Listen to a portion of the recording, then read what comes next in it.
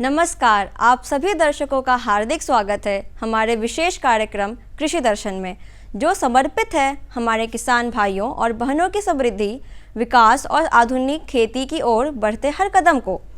इस मंच के माध्यम से हम लाते हैं खेती से जुड़ी ज़रूरी खबरें, मंडी के ताज़ा भाव, मौसम का हाल, नई तकनीकों की जानकारी, विशेषज्ञों की सलाह और साथ ही प्रेरणादायक कहानियाँ भी। तो आइए शुरुआत करते हैं आज के अंक की और सबसे पहले नज़र डालते हैं हमारे पहले सेगमेंट पर, खबरें खेती की।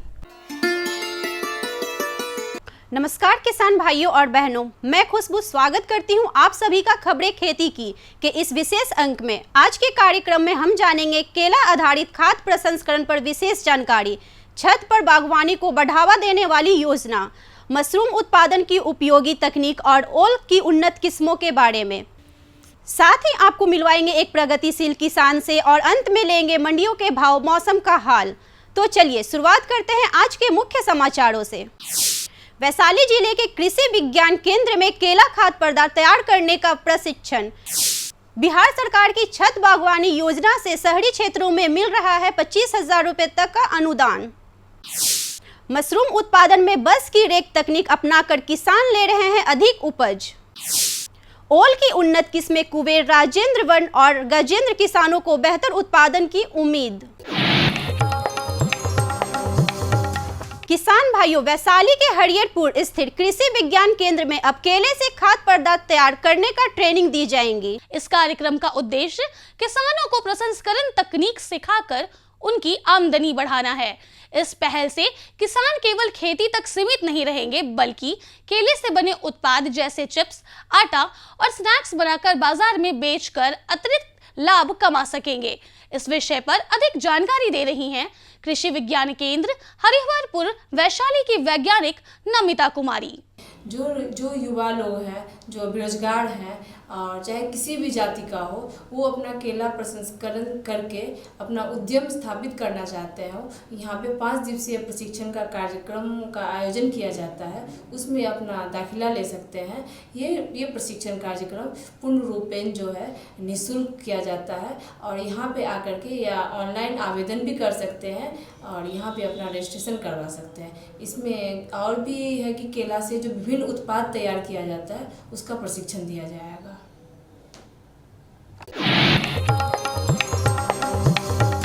उद्यान विभाग द्वारा छत पर पौधे लगाने के लिए एक विशेष योजना चलाई जा रही है। इसके तहत लोगों को अपने घरों की छतों पर फल, फूल और सब्जियों की खेती करने के लिए प्रोत्साहित किया जाता है और सरकार उन्हें अनुदान भी प्रदान करती है। बिहार छत बागवानी योजना के अंतर्गत शहरी क्षेत्रों में रहने वाले लोग अधिकतम 25,000 रुपए तक की वित्तीय सहायता प्राप्त कर सकते हैं। साथ ही सरकार की ओर से 75% अनुदान भी दिया जाता है, जो अधिकतम 7,500 रुपए तक हो सकता है।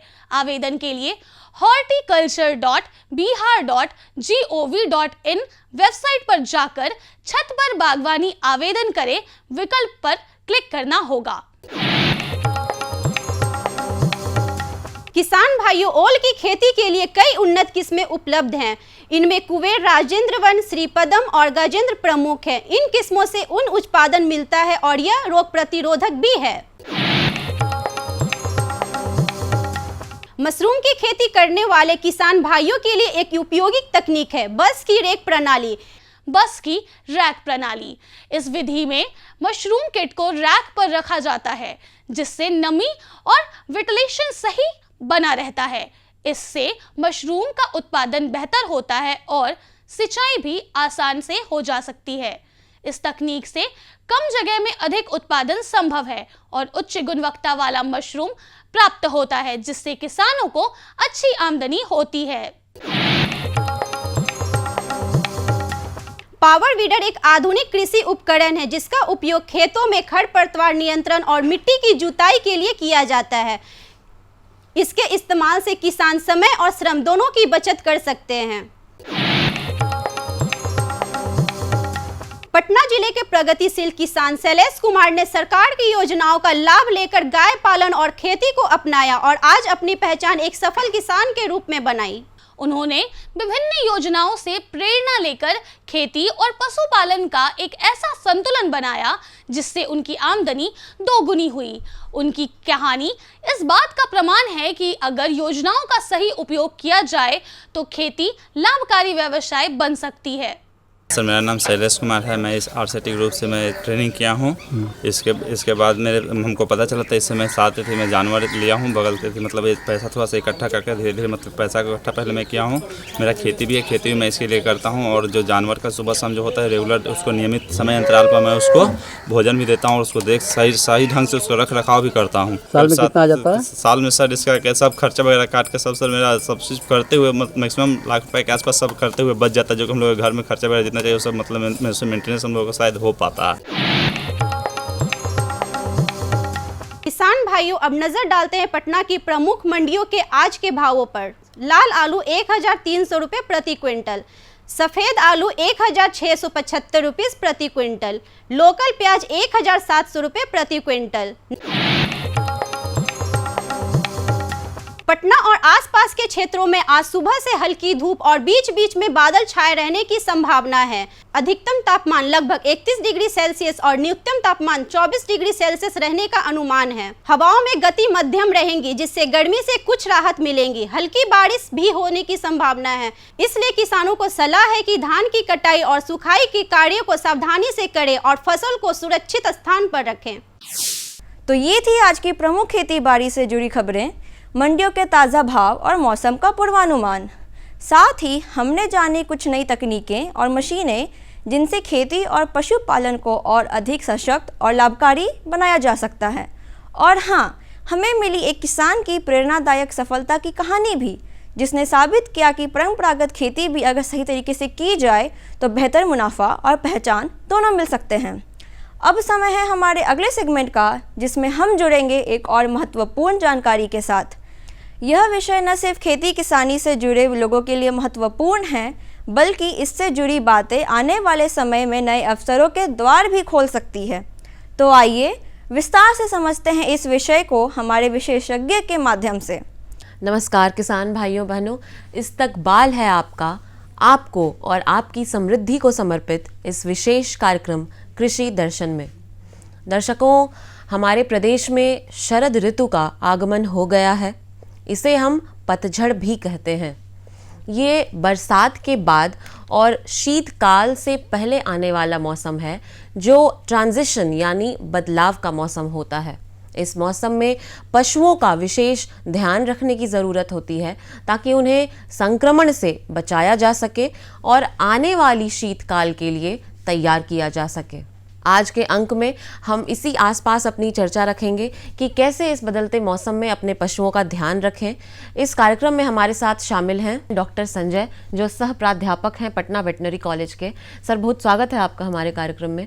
और पशुओं का ध्यान रखने की बात हो रही है, तो सबसे पहले हमें लगता है ये समझना ज़रूरी है कि किस तरह के संक्रमण का डर होता है इस मौसम में, जिससे बचाव की ज़रूरत है।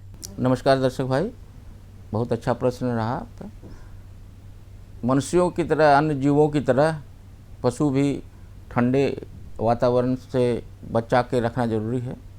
तो इसलिए कि क्योंकि जब ठंड में जो खास बीमारी होने की संभावना रहती है, जिसको निमोनिया कहते हैं, खासकर छोटे पशु के बच्चों में, और बड़े पशुओं में भी हीट स्ट्रोक की तरह कोल्ड स्ट्रोक होता है, जो अत्यधिक ठंड के वजह से कोल्ड स्ट्रोक में आने की वजह से स्ट्रेस बढ़ जाता है, जिससे उसकी उत्पादकता घट जाती है। वो पशु बीमार हो जाते हैं, उन्हें बुखार हो जाता है और कई बार बहुत स्थिति गंभीर हो जाती है।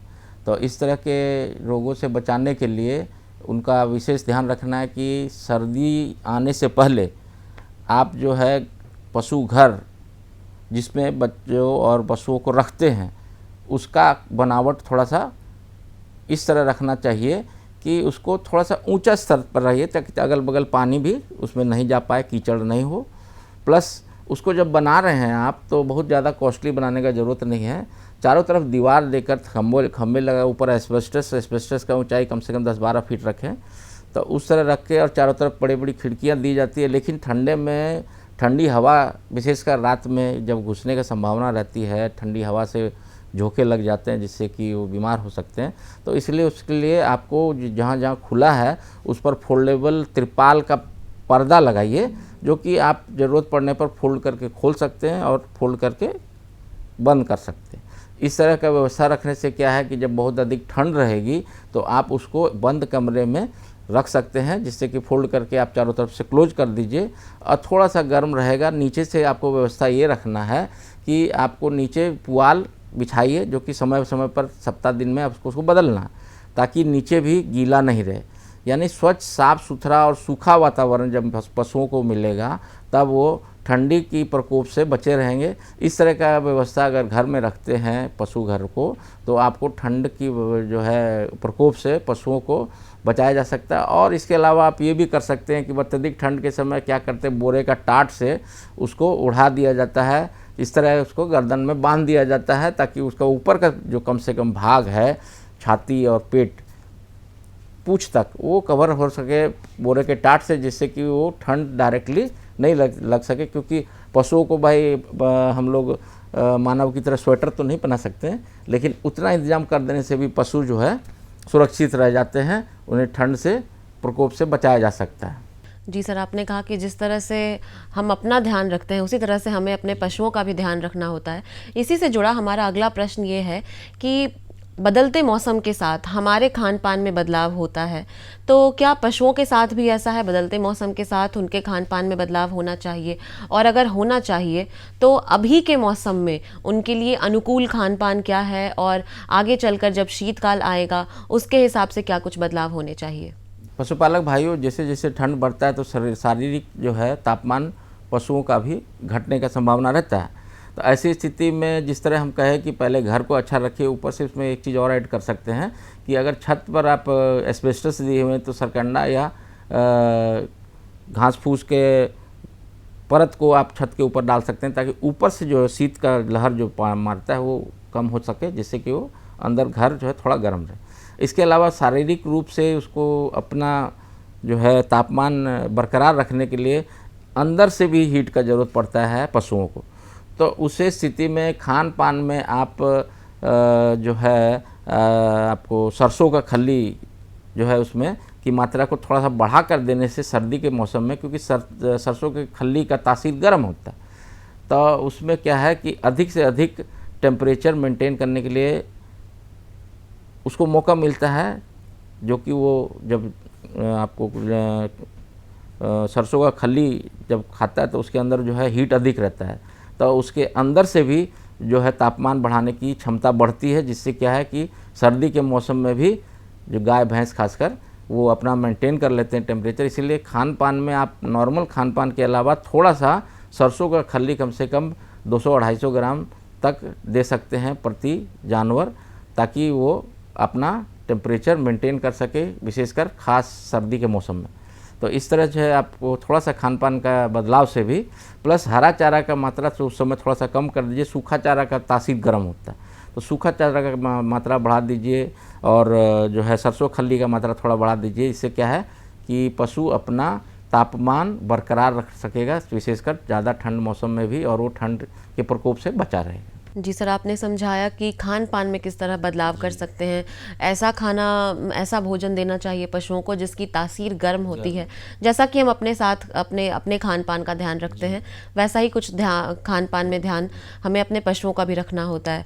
रोगों की बात आप कर रहे थे, आपने कोल्ड स्ट्रोक का जिक्र किया था, और कौन कौन से ऐसे रोग हैं जिनके संक्रमण का खतरा खास तौर पर अभी शरद ऋतु में होता है, जब बरसात जा रही होती है और शीत आया नहीं होता है?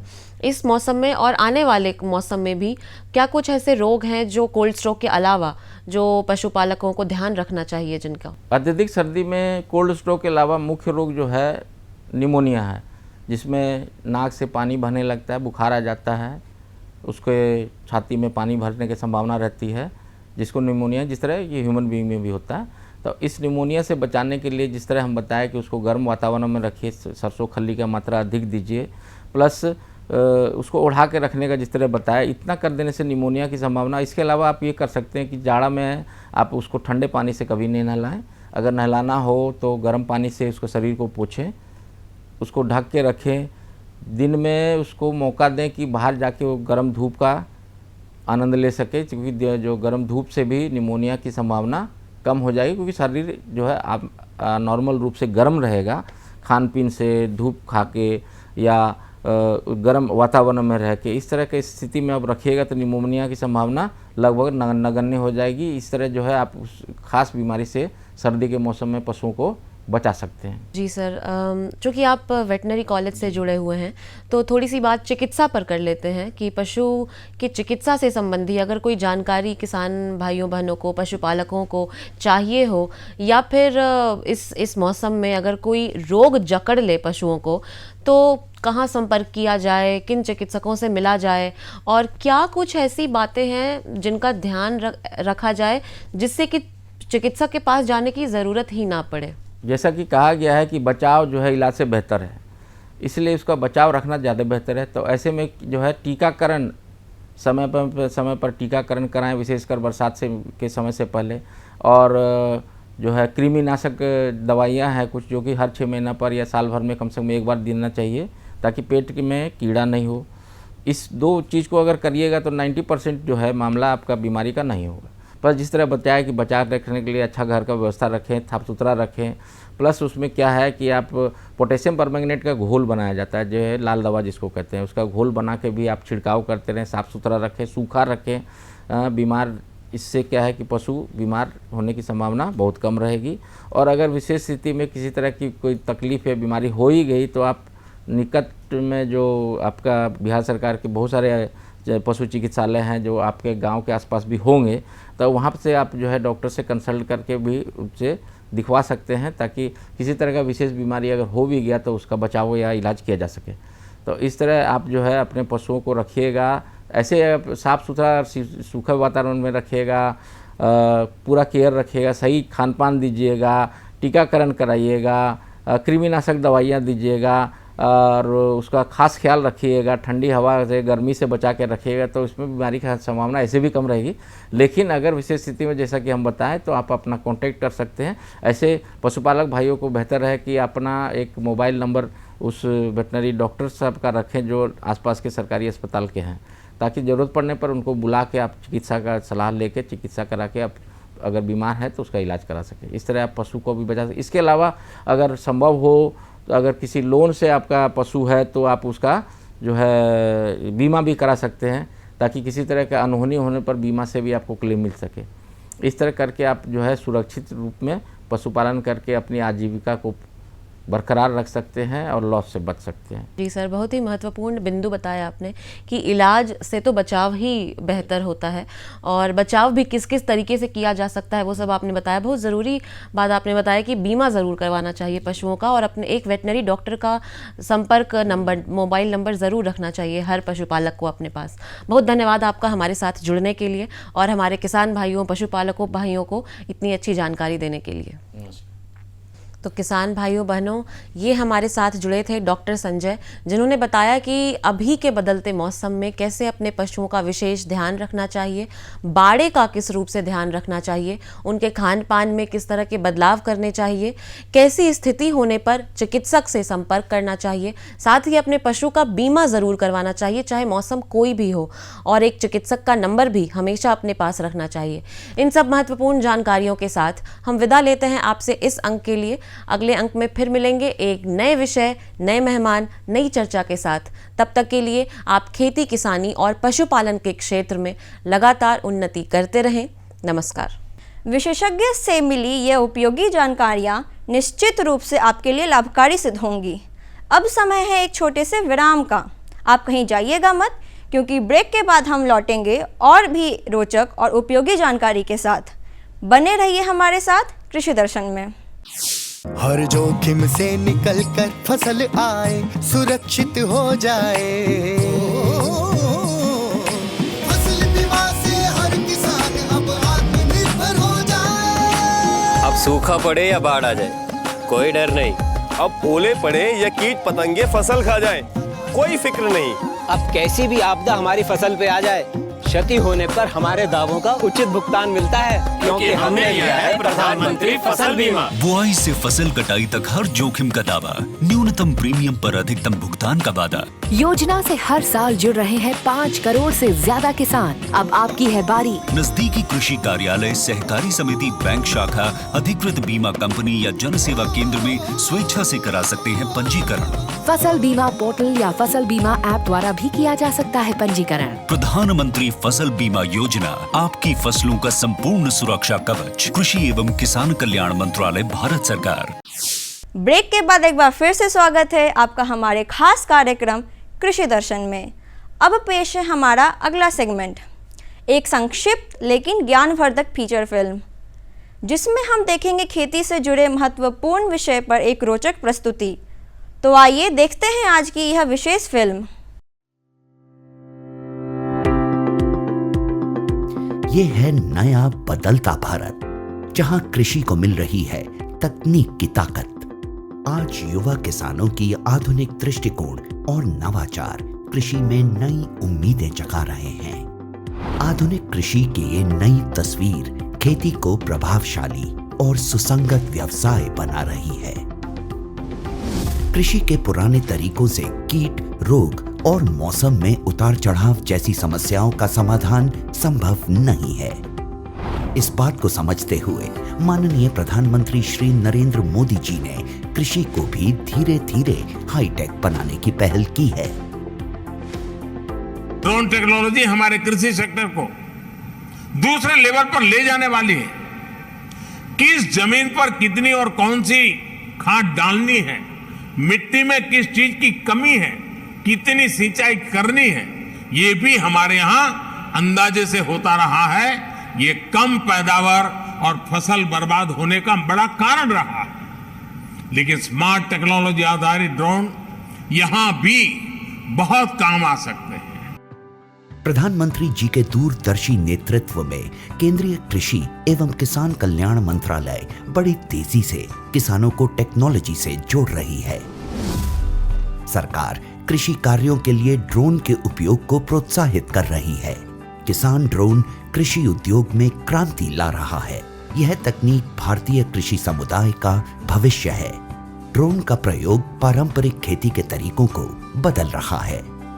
ड्रोन एक आधुनिक तकनीक एक नई आई है, जिससे हमें उससे बहुत फ़ायदा हो रहा है।